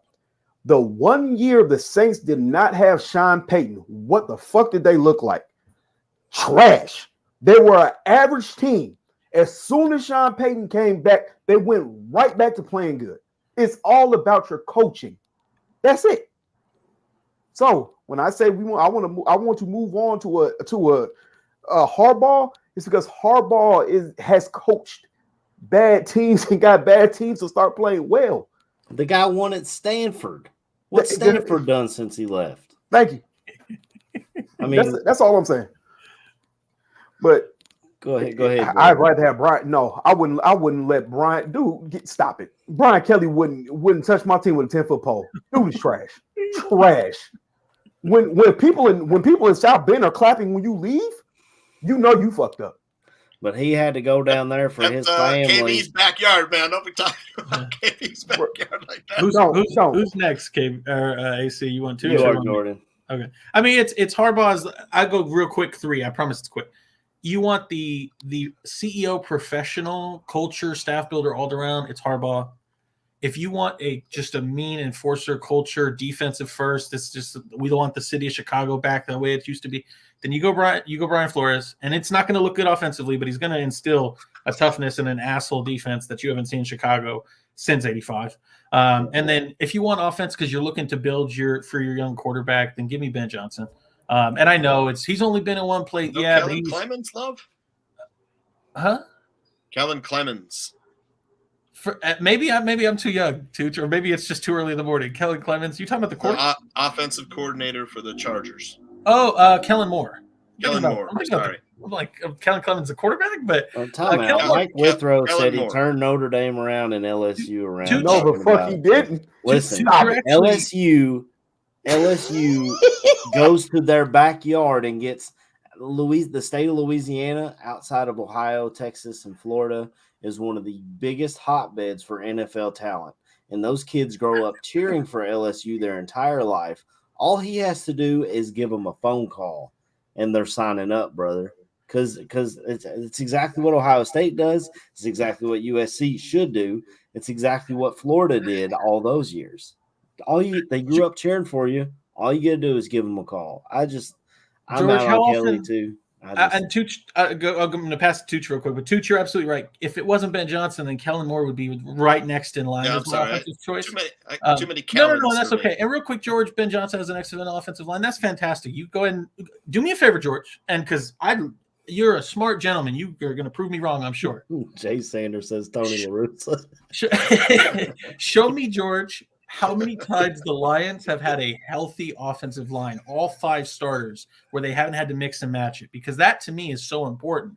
The NFL is built off attrition, and your offensive line is going to take dings. And you can say Ben Johnson has an excellent offensive line, but I don't think Logan Stenberg, I'm forgetting the super tall offensive lineman that they have that comes in as a swing guy. They've had to have Penei Sewell play right tackle and left tackle. Taylor Decker's been out. Frank Ragnow's been out. They've had to bring Graham Glasgow in. Like, you can tell me they have an offensive line, and I'm going to tell you that many times that offensive line is not intact, and it's been through the good, the bad, the ugly. They don't have all these star receivers. They have Amon-Ra St. Brown, and the offense never fucking slows. Never. Tooch, floor's yours. Well, I think where the Bears are in, like I gave the whole like cloud that's floating around the team this year with all the bad crap that's happened. If you're going to dispel that sort of cloud, then you're going to go with a Harbaugh or a Flores, like Jordan says, and rebuild the culture. But that should have been this past couple of years where we're rebuilding the culture. They hired Matt Eberflus. Now we're 2 years behind. But to reignite the fan base, I think bringing back an ex-Bear in Harbaugh is probably, if that's what you're going for. People in the comments have said, well, there's a lot of stuff swirling around Jim Harbaugh right now with the sign stealing I controversy. feel like he's trying to get out of the NCAA. Yeah, trying to get out of there. He's been trying to. Nobody wants him. So it depends on who Harbaugh is going to be. And logically, it looks like Harbaugh is the right choice, and that's what scares me. He's been out of the league for a while. He's a little bit of a crazy guy, as Greg Gabriel will tell you. He's a nut. And then, Brian Flores has been a head coach before, right? Yeah. You got those are two good I don't choices. know. I don't know if Litney is saying that in satire. He brought up Mel Tucker. Definitely. I don't know if you guys remember definitely the Mel Tucker sarcasm. era. Defense of Chicago Bears history. If This is you the think worst defense coach is team. bad, go back and look at Mel Tucker's defenses. That was awful. No. And George, real quick, I'm not getting pissy with you. I'm fired up, George. That's all. I'm not. Like I said, I wasn't trying to be a smart ass with you. I do think you're a very smart guy and call you a gentleman. 100%. But yeah, I'm just fired up. Not angry at you. Jordan and I have been taking a lot of shots. George can't see all the comments, so Jordan and I have been taking a lot of abuse in the chat room today. Fair enough. And I just Mel took Tucker is Ronnie Slam for I useless took more fucking. abuse. I took more abuse about just myself, the clothes I wear, the fat on my body.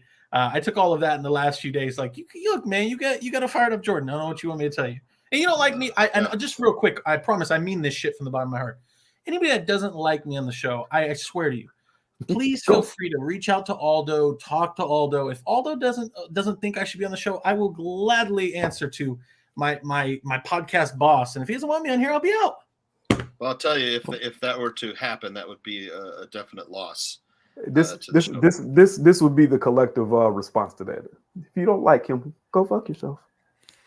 I don't care. Well, we like him on here, so we don't care if anybody else does it. I get it. I'm not at a healthy spot personally or with the Bears at the moment. So No, this is the thing. Nobody should. This the point. Why would anybody be happy with the low mediocrity year after year? Why should anybody be happy with this franchise? Say when we were talking about the one guy saying something about us being men and whatnot and all this other shit, bro. My cousin plays for the fucking team, and I'm still not finna kiss this team's ass. Yeah, I've been on record and said, hell, I wish after this year, if all things were equal, he could go somewhere else and play. I would have loved it. I mean, it's better for the family. If they want sunshine and rainbows, I think Larry Mayer has a show they can listen to. Because thank you. It's like, bro, no, everybody on this pod, we all have now a rooting investment for this team that's other than this team being the Bears. AC has met my cousin. Jordan was a fan of my cousin. Touche liked my cousin. It is what it is, bro.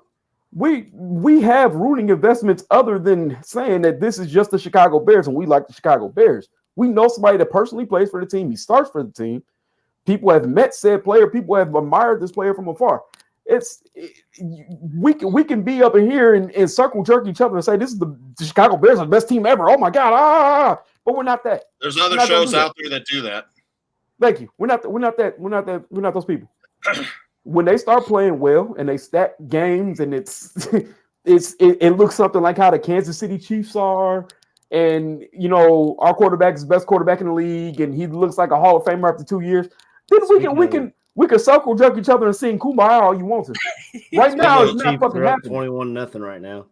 Yep, Aldo's taking a little time off though. He's got some health issues. Yeah. Wish him the best. Yes, we do. Someone asked the question: was there any college coaches? I don't know. I wouldn't hire anybody. I know I've heard the name Lincoln Riley, but that was really early in the season. As I said on here, he ignores defense completely. So I don't think Lincoln Riley's the answer. I'm just throwing names out. Well, I wouldn't go college, but I'll tell you, it's probably not a good head coach choice. But I like me some Jimmy Leonard. You want to bring Jimmy Leonard as your DC? We can talk. Jim Leonard or Dave Aranda from Baylor. Those are the two guys, and of course, you're talking about both are 3-4s, and you got to make a transfer there. But I wouldn't be opposed to if you want to go defense and pick up a young, innovative mind from the college ranks. Those are the two names. What about who's the head coach at Oregon? I mean, Dan Lanning. I guess they recruit really well too, but I mean, I don't see a ton of his stuff, but Oregon just always, and I know even with coaching changes, they just always seem to be one of the best teams in college football. They can't get it done at the end of the year when they play an SEC team, but for where they are and what they do, they just seem to be really, really good. Oregon always is. The problem with college coaches is that a lot of teams, I mean, there's not a ton of like reporting out there of like how this coach, should be out there and being a head coach in the NFL. You just don't. A lot of times you're not even getting an injury report from some of these schools. I mean, well, we got, and I love Mike North. I'm just busting your balls, Mike. But Mike Moore's still out here talking about he still wants Deion Sanders, and I'm like, Deion Sanders now. I'm like, look, Deion wouldn't come to the NFL anyway. Deion is made to coach. He said that. Kids. He said that repeatedly. Yeah. He said that himself. I just think can't motivate the big money players. Yeah, I heard it too. Deion is a kid's coach. That is somebody who can identify with these young athletes, and for all intents and purposes, man. Listen, folks want to give him flack for being in Colorado. Colorado was trash.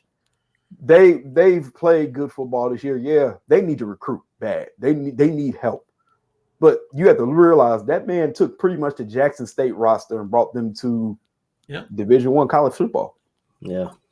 So and he's got in my opinion, the best player on the team plays both ways. He's got to pick a side, man. Travis don't have to pick a side, bro. It's admirable what he's doing, but brother, man, you need to focus on one. You got to focus on one. Yeah, I mean, and I think if he did that, he could be a first-round pick at either position, but he ain't doing both, man. The coaching question is so huge right now. Yeah, it's the black cloud that hangs over the entire organization. You have to. I mean, it's just hard if you don't know he's going to be gone. Yeah, Aaron said it's a passing league, it's an offensive league, so you want to lean towards finding an offensive guy that can develop a quarterback. That's the whole key. So I mean, that's why I'm kind of like a dubious. I mean, can Harbaugh develop a quarterback, whether it's Fields or the next guy? Probably did some good work with Kaepernick and stuff, but you really need to find Alex Smith was a bust before he took over over there. So I mean that would be my lean, would be Harbaugh, just because where the organization is, like I said. Do you guys think all the stuff Kirby swirling Smart around would make the jump? We're talking Who's college coaches. Kirby Kirby Smart? Smart, think he would make the jump? The problem is, and I don't know. I mean, to me, and I'll do respect. We can talk about it. It's always like, who knows if he's even going to be fired to have this conversation. But I don't know if pulling from the college ranks outside of a proven guy. And the only reason people talk about Harbaugh because he's done it at the NFL level. So that's where I'm just like, there's enough good options at the NFL level, from Ben Johnson to Kellen Moore to Jim Harbaugh to Brian Flores to Dan Quinn to Mike McDonald. Like, there's enough guys there. Raheem Morris. But these guys are getting recycled over and over again. That's kind of my issue with this good old boy network in the NFL, with assistants, becoming, coming off of a tree, or a quality control assistant. Now he's a special teams coordinator. Now he's offensive coordinator. Now he's a head coach. Now it's I think maybe the NFL does need to bring some college coaches into it'll get there too. Just the game of college is coming over. You will soon get the coaches that know the game coming over as well. I think that's why you have a lot of issues offensive lines in the NFL, is because they coach a completely different type of system in college. Then they have to come to the league and play differently than they do in college. Where would I feel like they did a terrible job breaking Michigan down today's game, but bro, at this let's point, get to it. I was going to say, where would you guys rank the Bears' offensive line in the league? If they're completely healthy, is that what we're going with? If we're going completely this healthy, season to date, 18th to 23rd, probably. I was going to say, that's high for me. I was going to say, if they're completely healthy, taking all things being fair, I'd probably put them around 17 or 18. Tooch, this is, if I could just expound on that a little bit. Yeah. And I'm not, listen, I was Darnell Wright. Darnell Wright did a pretty good job on Sweat. Darnell Wright is fantastic. Yeah. He's fantastic. Jenkins, when healthy, is fantastic at guard. He's fantastic at either guard position. And I know Nate Davis hasn't been seen a lot, but Nate Davis, go back, watch the Tennessee tape. He's good. Yep. And Braxton Jones has issues. Right. They haven't played. We have injuries on the line. And Braxton Jones isn't fantastic, but he's not a flat-out liability like the worst turnstile in the league. So just to be clear, that's why I say 18 to 23rd. If you look at them and they're all healthy. Depth is a concern. Yeah, We need some interior OL help. We need a new center. Maybe a left tackle. Definitely. Yeah. We should have drafted a center. We probably could have gotten Schmitz or someone. I liked JMS going into the draft. We talked about him on the air. Couple times, a couple chances to draft him there. Yeah. All right, break it down. I would say we're middle of the pack, offensive line, 15, 16, something like that. The center's bad. Left tackle, I'm hoping Braxton. I'm a Braxton Jones fan. I hope he comes back and can prove he can do the job. But I mean, if he can't, that's another. I think he's starting. He was activated. He was activated. He practiced on the side, I think, this past week. Yeah. But that's another thing about a guy leaving and playing better. Sam Mustipher goes to Baltimore, and all of a sudden, who would have thought? All of a sudden, he can fucking play. I don't. It's amazing when you go to competent coaches and competent organizations. I know. But people I'm sorry. Say it doesn't matter. Okay. You can be a good coach and have a bad team. Yeah. It's possible. But when you're a bad coach with a bad team, it looks like the Bears. I think Bears Saints, who we got? I think the Saints are going to come after Bayesian a lot today. So we just get into our closeout here and do our score prediction, bowl prediction, shout outs, MVP, shout outs, etc. Okay, we'll go down and around. Start us off, KB, after you get you some Red Bull in you.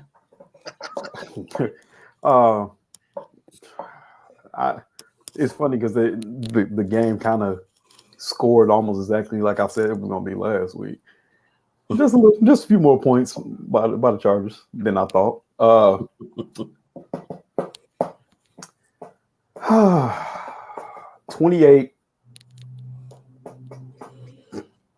28-13 Saints. I can see the Bears getting a touchdown and kicking 2 field goals. I can see that happen. That's realistic. You know what? I'm just going to reach for the stars here. Say my MVP will be Sweat. Because why not? Montez, does he come out and have a I was going to say that first game? You said have a what game? Khalil Mack's first game? No, not. I don't think we will ever see a performance of that magnitude ever again. Because good God, that man was possessed. Don't know how the hell we lost that game. But anyway, I say I go Montez Sweat. I actually like that pick for what it's worth. I do too. I like Penning a lot. Penning looked fantastic the preseason. He's not been a good left tackle this year. So So like I said, I'll go with Sweat.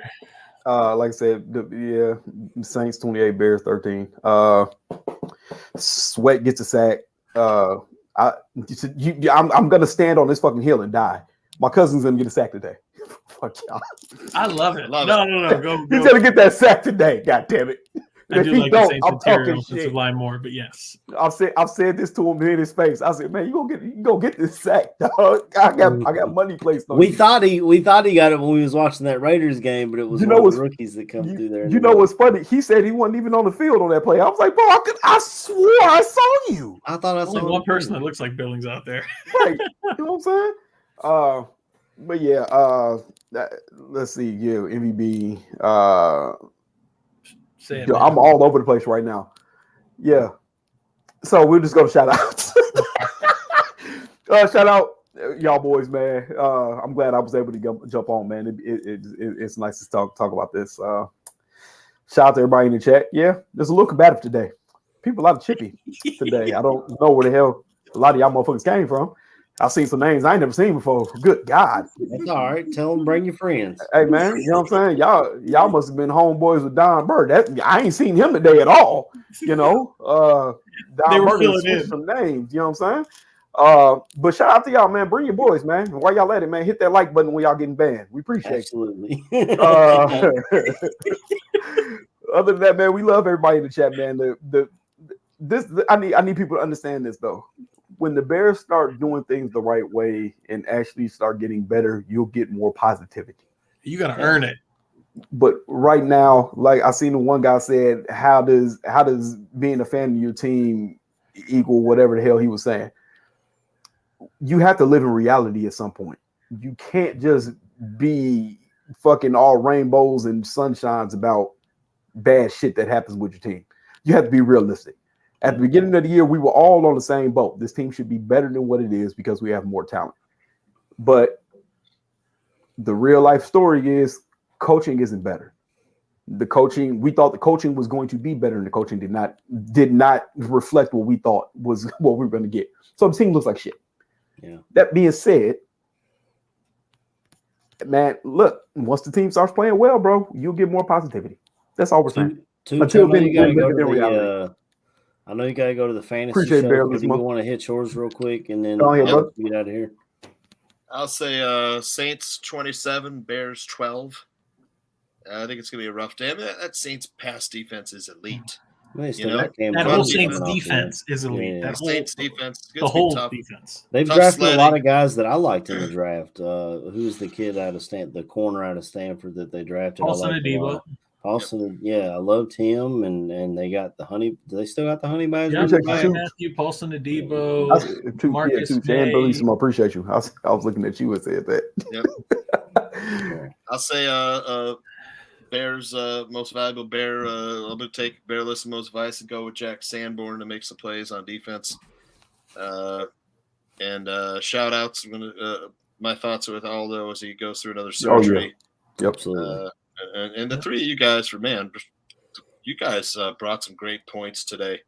And come and check out Fantasy Football Goon, which starts in about 5-10 minutes. So I'm going to bolt out there. I love you guys. Love you too, Tooch. Love you too, brother. Thank you for coming in. I know you weren't feeling well today. That's all right, my man. You're a rock star. Enjoyed it. Great show. All righty. All right, brother. Take it easy. Jordan, you want to hit your score prediction, bowl prediction, MVP, anything else you want to get off your chest? You guys are stealing my thunder because I do feel like it's one of those games where the Saints have some real struggles. They're not doing so hot either, but it's more about just what the Saints defense is, man. They're one of the closest knit. They move as a single amoeba, hive mind. So I don't think that plays well to a young quarterback like Tyson Bagent and the coaching staff.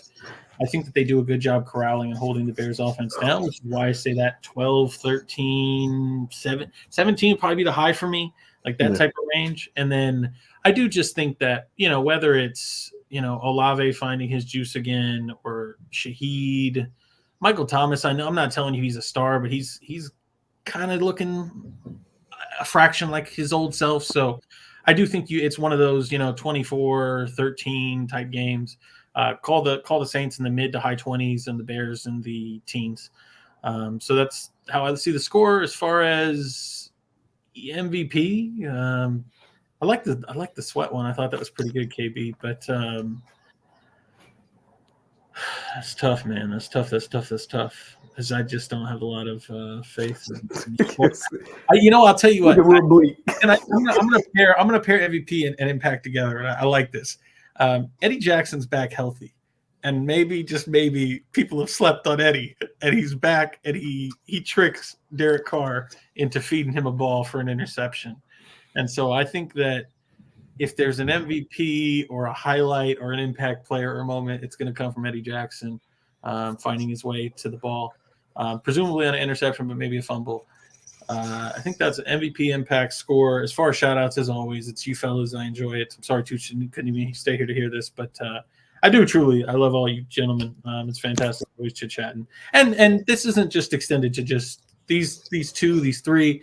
It's everybody at Barroom. I think everybody puts in a lot of hard work and gives honest representation here. What Aldo's built is fantastic, and all prayers go to Aldo and his family. I know he's going through a tough time, so prayers and God willing, everything goes well with Aldo.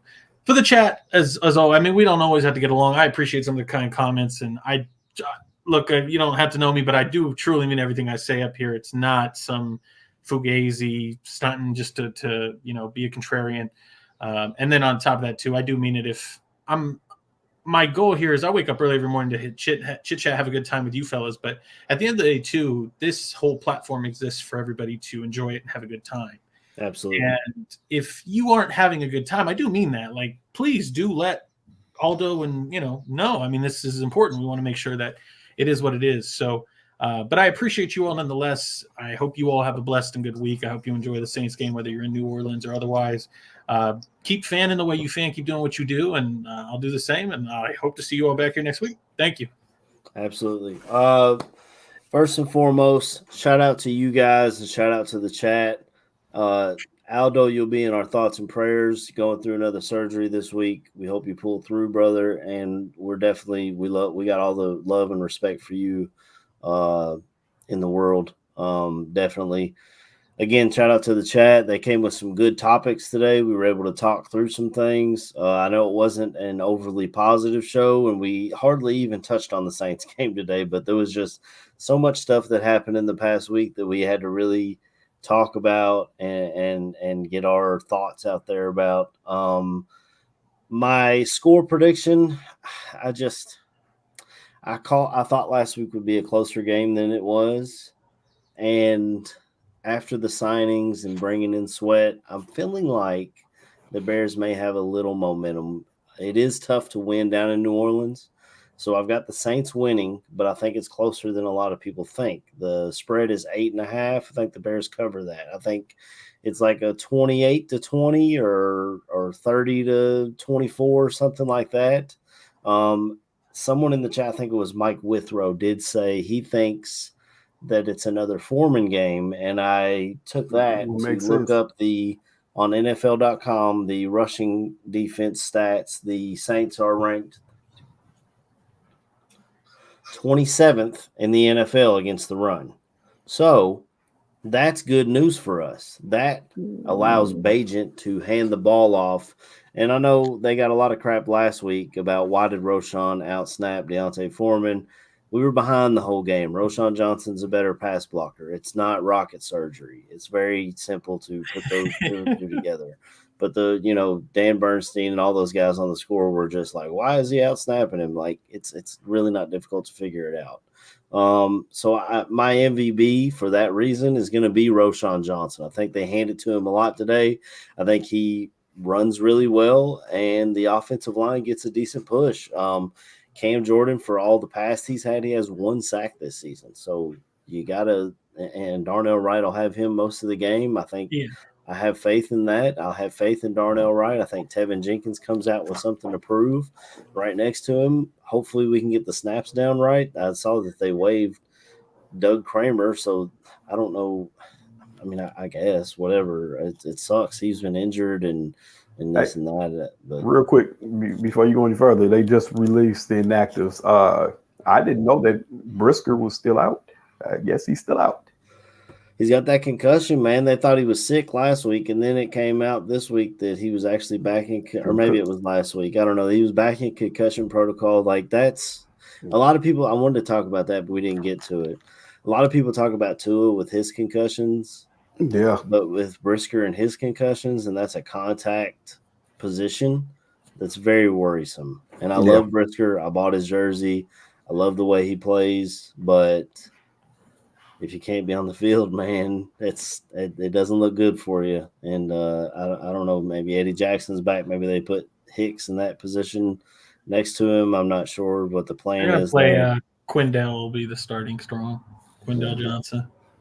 But I think the Bears run the ball. They keep it close. I'd like to see Bagent throw a touchdown or two. Get DJ Moore involved. I mean, you traded the number 1 overall pick to get him, and he had 1 target last week in the second half. I mean, if there's somebody that should know how to get after Marshawn Lattimore, it should be DJ Moore. Absolutely. Yeah. He played him twice a year for his whole time there in Carolina. So definitely I mean, I don't think we win, but I think we keep it closer than we are projected to. I think that Vegas is having a tough time setting a line for the Bears this year because they'll set it really big and then we cover, and then they set it really big and we don't cover. So it's difficult for them to get a handle on it. But that sucks that Brisker's hurt, man. That just throws a it is what it is. Well, that's a topic for a different show, but I mean, a lot of people like Swift and a lot of good other chat members were like, "Hey, man, you gotta consider that a lot of these people have been injured," and you're absolutely right. But I think maybe that's a topic for a different show. About at some point we got a question like, some of these concussions, that's from play, and that's going to happen. But it is a bit of a concern of how often players are injured under this regime. And sometimes that's bad luck, but sometimes that's also, the people in the building that aren't taking care of bodies and health and things of that sort. So, next week the Bears play on Thursday, so we can come in. I don't think I'll work next Sunday, but we can come in Sunday and just have a Bears state of affairs. That's kind of what we did today, but if it makes anybody else feel better, I do have a feeling that because it's just very on brand for the Bears are going to find a way to lay a superior ass beating on the Panthers. Like it's going to be a brutal beating, and everybody's going to be back on board. Like, the Bears. I just feel it. Like it's going to happen. We got to do that to protect that. Get that pick. Got to protect that draft pick, man. The NFL writers wrote the script for that one. They said the Bears will beat the Panthers' ass. What? In all caps. I'll tell you, like, just and I'm obviously kidding. What do I know? But I'm like, bookmark it now. Eberflus likes to play on these Mondays and Thursdays, lay superior. The team seems to. I'm telling you, it's rearing up to where the Bears only win 1 out of every 6 or whatever. Like it's just one of those situations where it'll be a few weeks since the last win. The Panthers are just going coming into town and just boom. I feel it. Yeah. So just to wrap it up, we've all got the Bears losing, but I have the Bears covering. I think it's a closer game than a lot of people think. But we'll get out of here and figure out what we're going to do next weekend. But until then, bear down. Bear down, everybody.